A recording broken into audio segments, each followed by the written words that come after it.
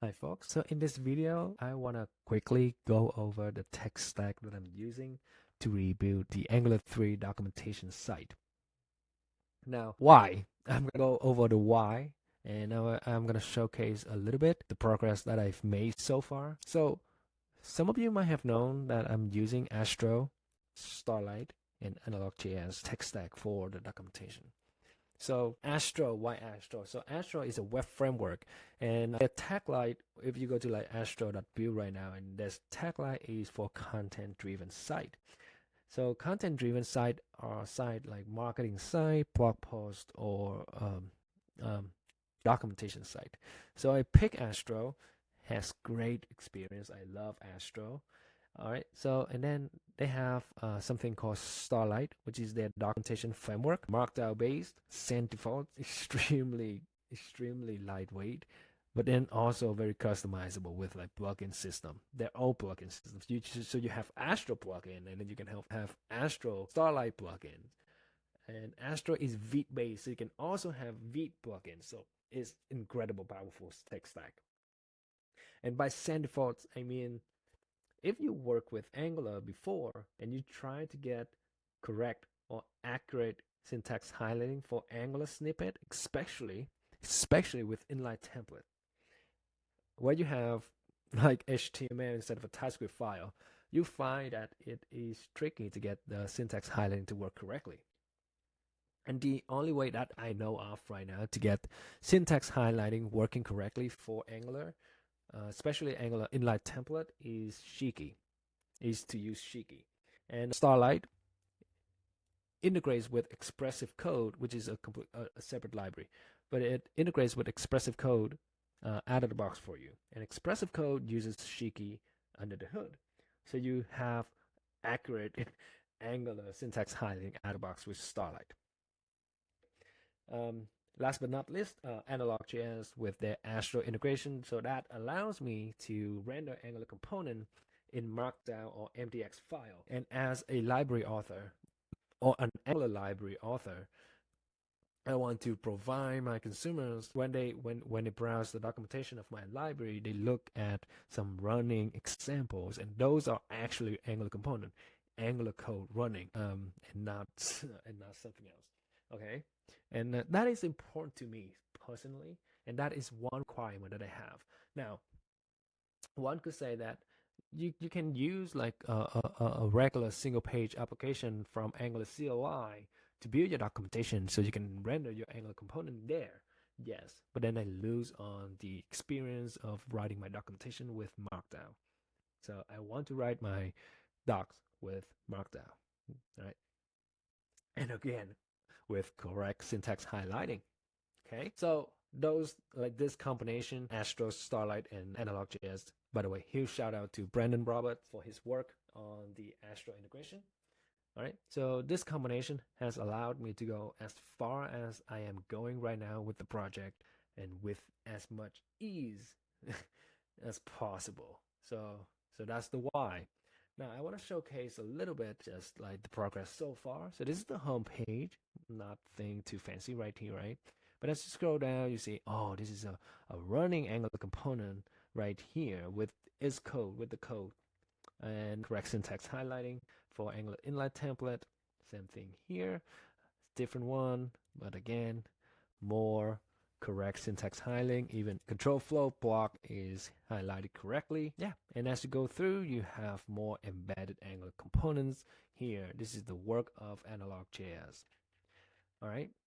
Now, when you go in the body of the documentation, you see more things from Starlight. Like you have search out of the box, you have blog post, not out of the box, but through a Starlight plugin. So you have blog available, theming available, right? And table of contents, side navigation, everything is kind of like out of the box for you with Starlight, and it's incredibly powerful for me. And this is another thing. This is another Starlight plugin. It's called Starlight Topics. So this allows me to have different sidebar content based on the topic. So this allows me to break up the documentation into different like path as the consumer walk through the documentation. So first thing you land on learn. So this is where you kind of like learn the basics of Angular 3 and some advanced stuff, but it's like how to use the library from like a high level. But then if you want to like dive into the APIs of the components inside of Angular 3, then you would go into this like core. Now it has a different layout with all of the kind of like the nitty-gritty, the details of the Angular 3 package itself. So you can learn more about it. Same thing here, plugin, Soba. And of course you can link to external links, like this is the examples page, right? All right, so Soba. So this is what I want to show you, because if you go through the learn and you go through each of these, is very straightforward. So what I have here is an MTX file. So actually I can show you first scene, right? If you go to first scene.mdx, so you see everything here is what you're seeing. So I have the node right here, right? So that's the node, again, built in from Starlight. As an inertial application structure, all of this is, and then the table contents are generated from here. So everything's worked correctly. Also, you see embedded Angular components running, more embedded Angular components running, right? And as you go through the documentation, you will see more embedded Angular components. So these are just like straightforward MDX files. Now I want to show Soba. So Soba is a collection of utilities that are built on top of Angular 3. So you can kind of think it's like custom Angular components, custom Angular directives that I build for you, or I copy and paste from the other ecosystem and bring it to Angular for you, so you don't have to build it. For example, like Billboard, right? A component which always have its content, which always has its content facing the camera.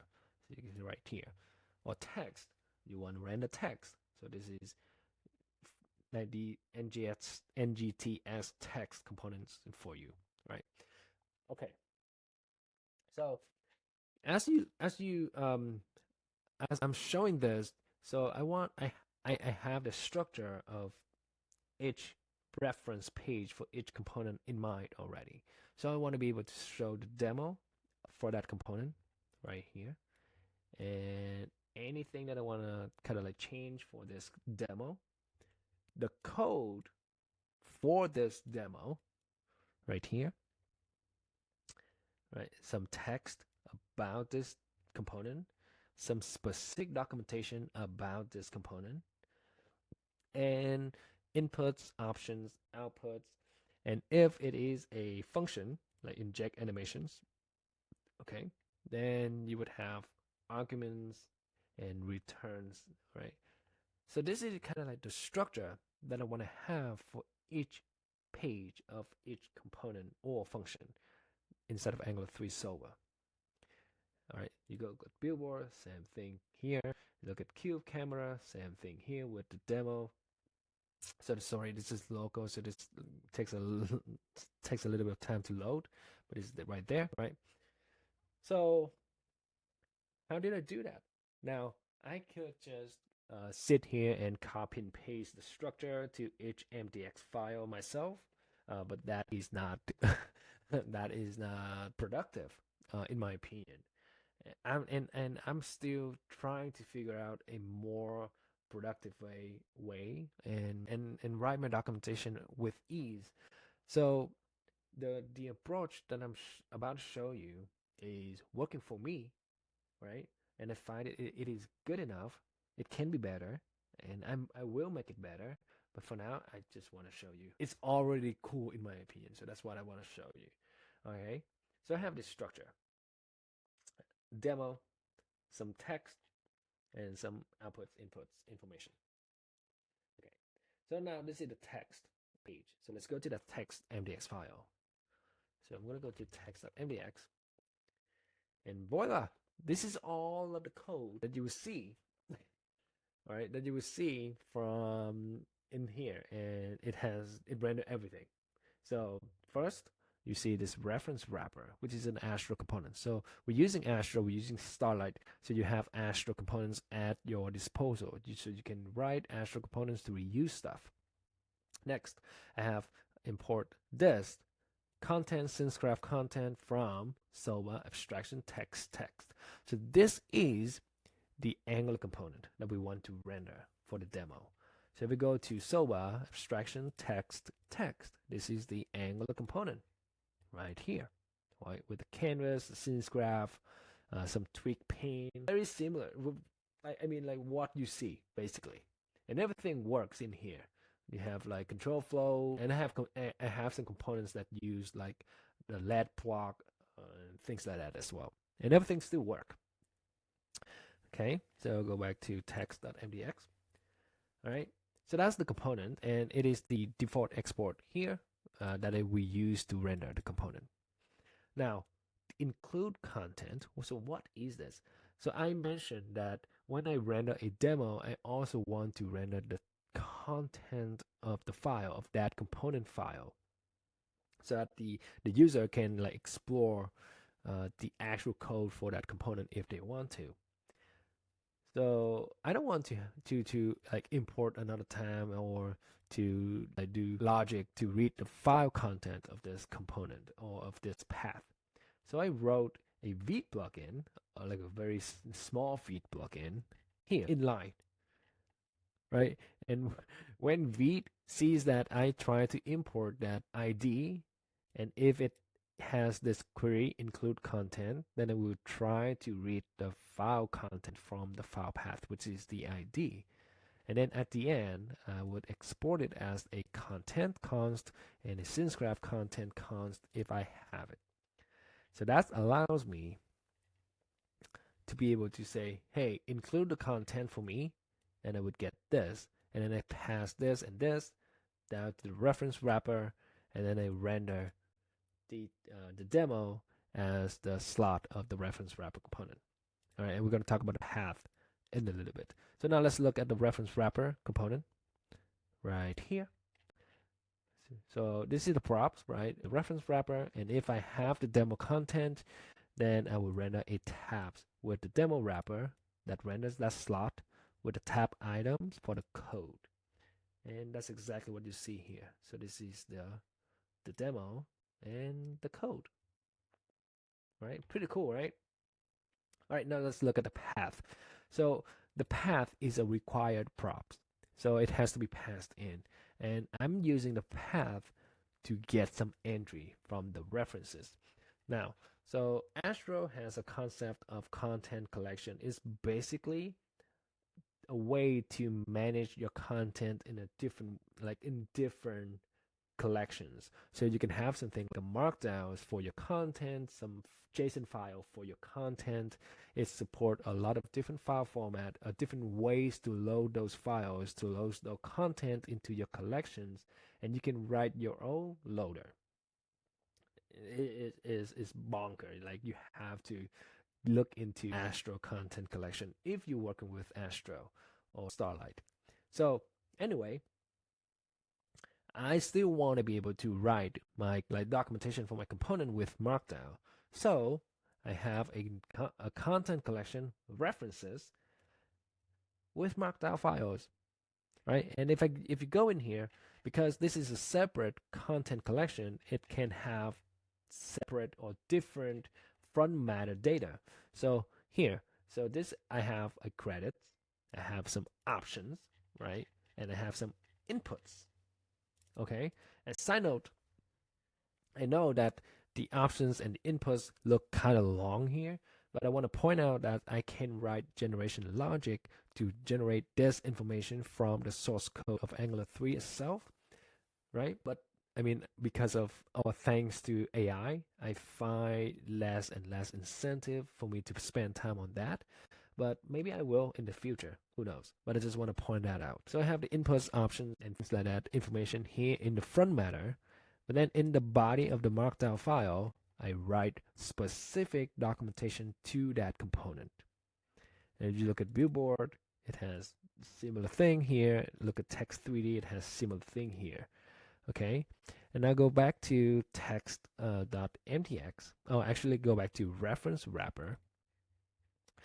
When I get that entry, I can grab the data, which is the front matter, from the entry. I can also render that entry, and that gives me back the content, which is I can render as a component here. So that's what you see right here.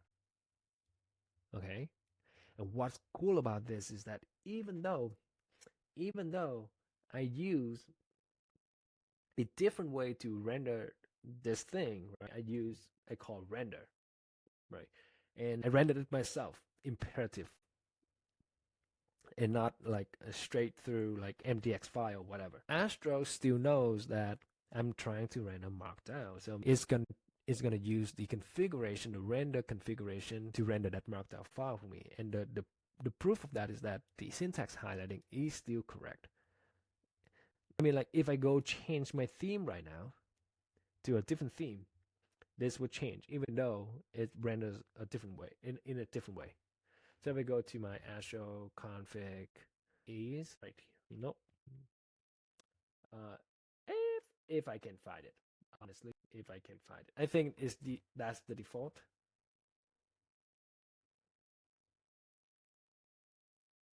expressive code. So I think that's the default.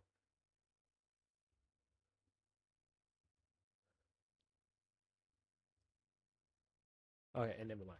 But trust me, it would change. So that's very cool. Go back to reference wrapper again. And then with these data, with these formatted data, I can render them in the order that I like with more Astro components so I can reuse stuff, right? So here you can have the inputs, the options, and all of those things, right? And now, so in order for me to write to have like a page, first I would have to have a demo. So regardless of what I'm doing, I would still have to have a demo ready right here in like an Angular component. But then I would have an entry here for the documentation itself. I don't have to worry about the demo, rendering the demo here. I just focus on what this component has in terms of the documentation. And then I would create a page. And that's it. Now I have a page for that component. Very cool.